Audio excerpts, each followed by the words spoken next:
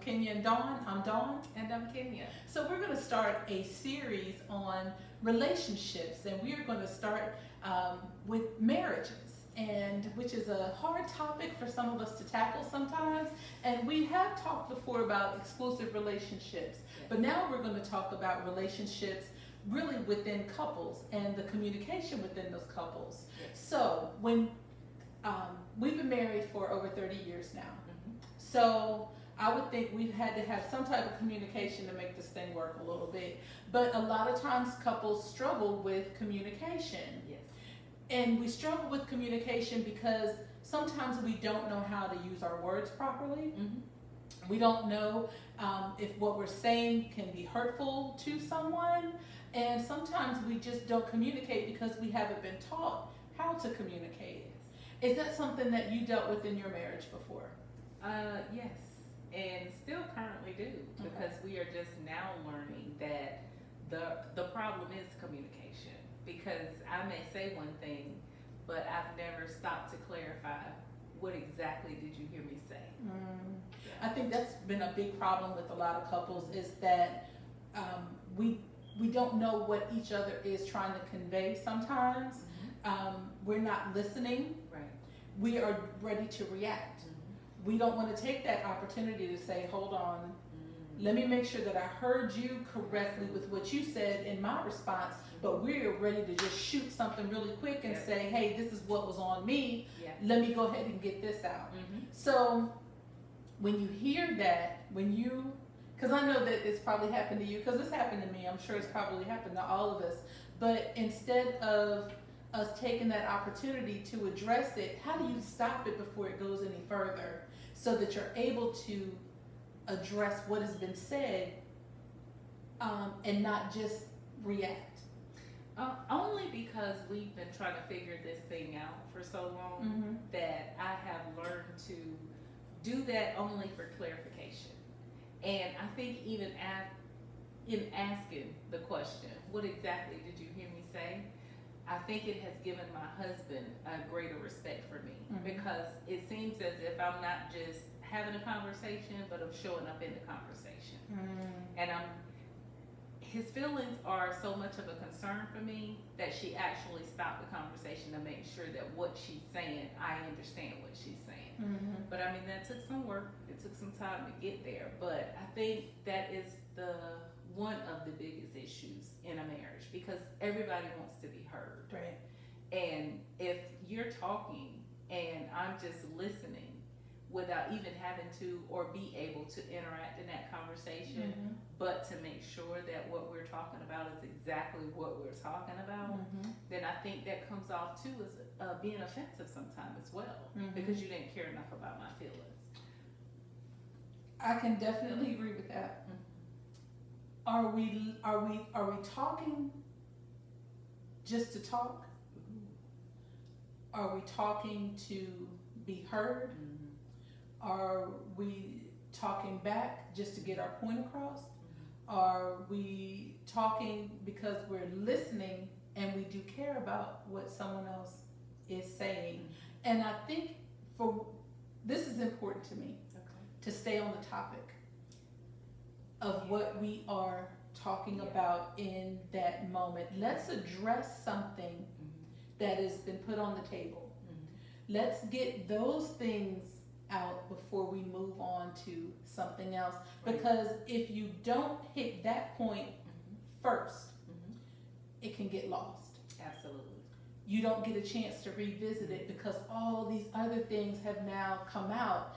And you're like, well, hold on, this isn't what the original conversation was in the first place.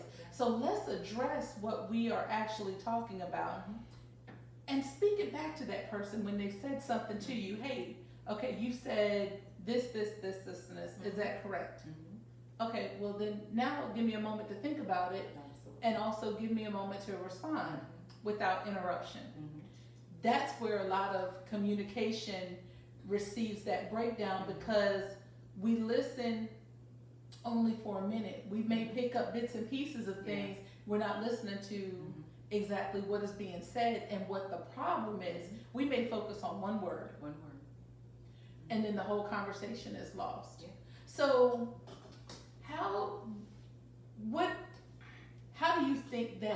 conversation between husband and wife, if we're looking at an ideal situation, how do you think that should look?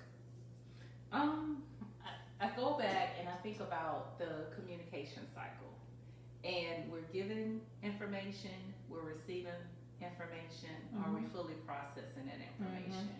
Because again, asking a question, what is it that you heard me say? Because so many times our words are misconstrued, or sometimes our emotions is so tied into that conversation that you didn't hear what I said. You heard what you thought or what you wanted to hear in order to just continue to fuel that situation. It's not just looking for resolution anymore. We're not communicating anymore. And also I've noticed, even with me and my husband, when we didn't know how to communicate, we took those times to throw jabs about everything. So when you said, let's stay on topic, that's very important. Yes. Because we will take that opportunity to let that frustration bring out everything we've been wanting to say. So yeah, I think that's absolutely what it should be. If I give you some information, you need to be able to process it and give me some feedback on what you heard me say. I think an important part of communication is the approach. How are you coming into that situation? Are you coming in with hostility? Are you coming in with understanding? Are you coming in just to vent? Are you coming in to say, hey, let's work this situation out?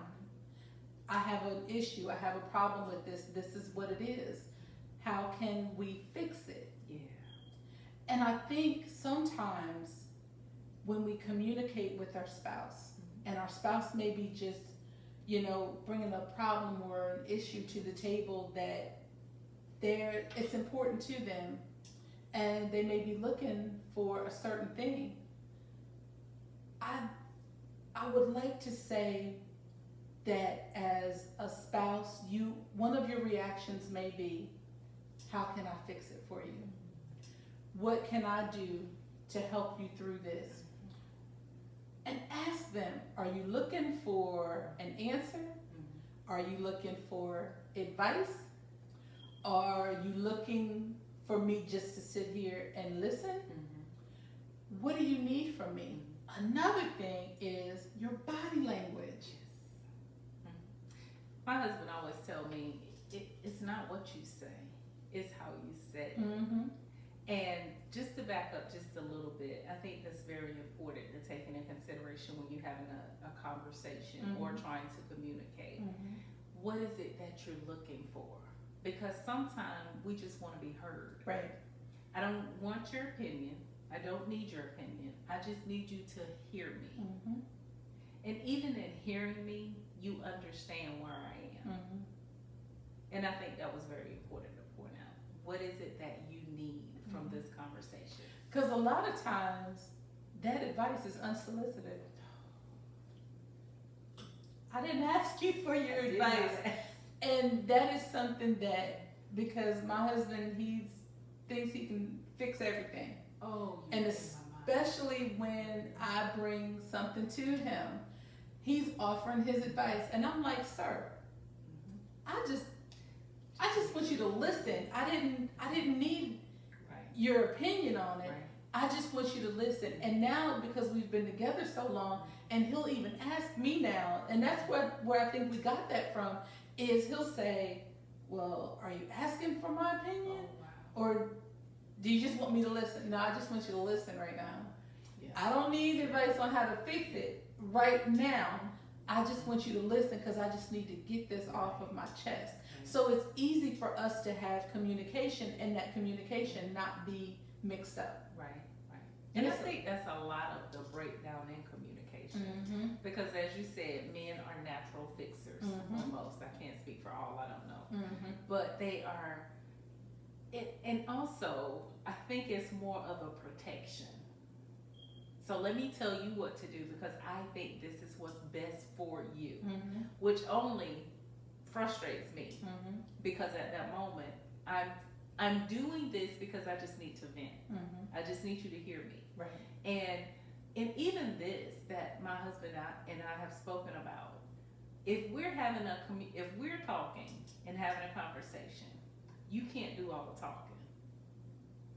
Because now I've zoned out. I can't even remember what we were talking about because I'm no longer listening. And I think that's important to make sure there's a balance as well. Don't just take over the whole conversation and make it just yours, because at this point it's just a lecture. And it's one-sided. Absolutely. So also, I think it is important to get your spouse's opinion, to get their advice on things as well, because things are not just it's not one-sided. It's not just all about you. Right. And sometimes people don't want that correction. Right.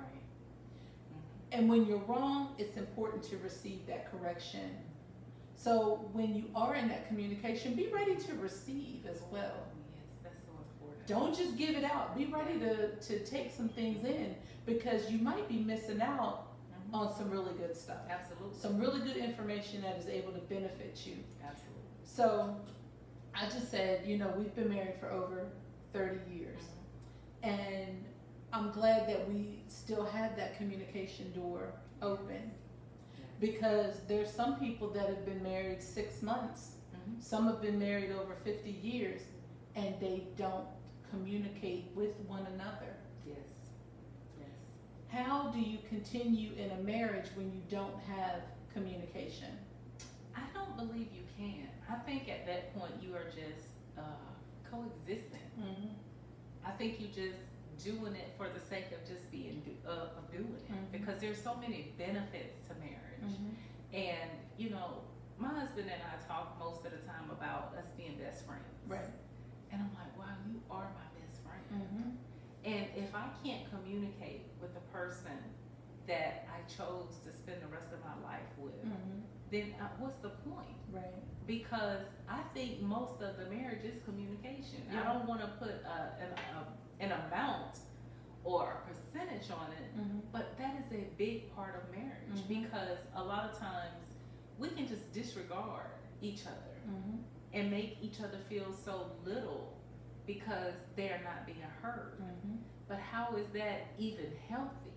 And I should be able to come and tell you exactly how I feel. Yes. Even if I misunderstood it, let's clarify it, because we should be able to, if you're my best friend, we should be able to talk about anything.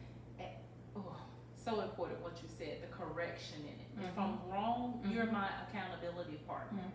So communication has got to be understood. Yeah. It has to be plain. Yes. And it has to be plain for both parties, because my assumption could be wrong.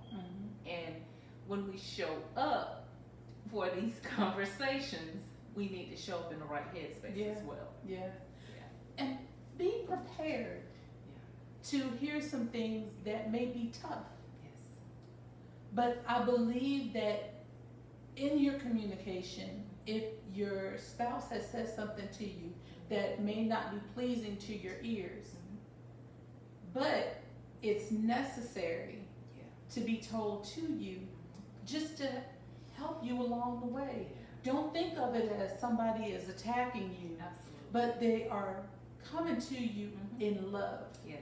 Because if someone is, especially your spouse, is coming to you and they are speaking to you and they're telling you something that you need to hear, especially if it's for the better, they're telling it to you because they love you. Absolutely.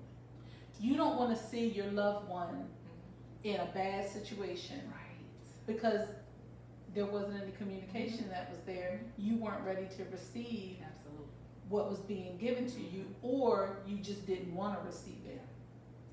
And when you don't want to receive it, that's when pride has reared its ugly head, and you're like, hey, I'm kind of too good to hear this.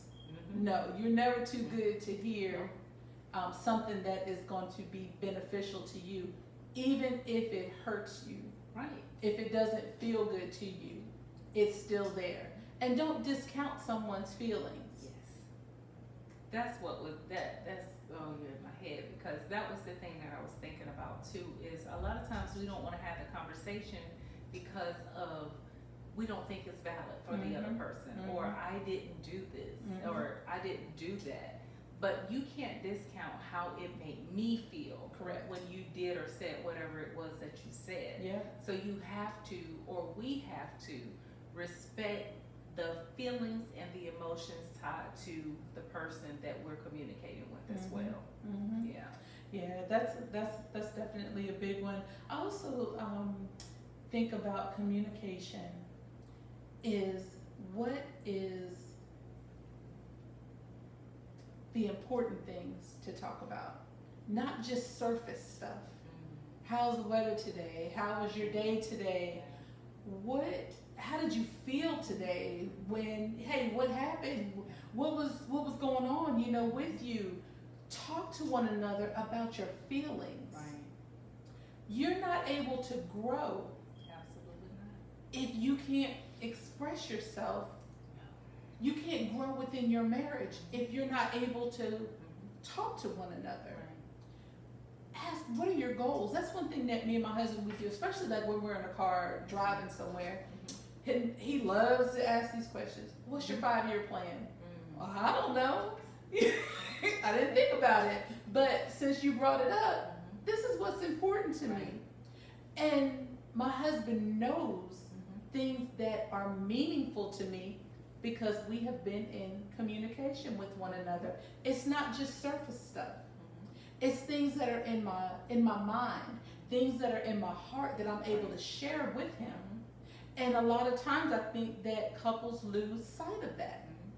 And they lose sight of it because life is happening all around us.